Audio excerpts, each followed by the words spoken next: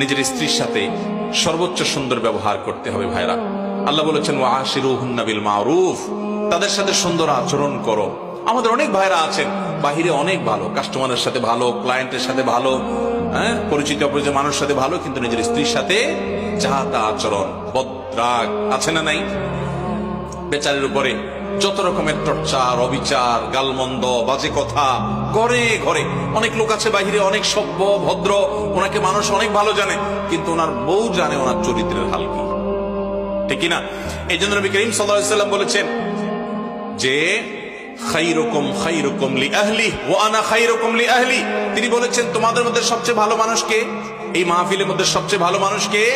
যে তার পরিবারের কাছে, কোন কোন হাদিস তিনি স্ত্রীকে নির্দিষ্ট করে বলে দিয়েছেন যে তার স্ত্রীর কাছে ভালো। অর্থাৎ স্ত্রী যদি বলে দিল থেকে যে আমার সাহেব, আমার স্বামী ওনার মতো মানুষ হয় না, উনি আসলে একজন অমায়িক ভালো মানুষ, এই সার্টিফিকেট যদি বউয়ের কাছ থেকে নিতে পারেন তো আল্লাহর কাছেও আপনি ভালো নিতে পারবেন। সবাই যায় বাসায় বউকে জিজ্ঞাসা করবেন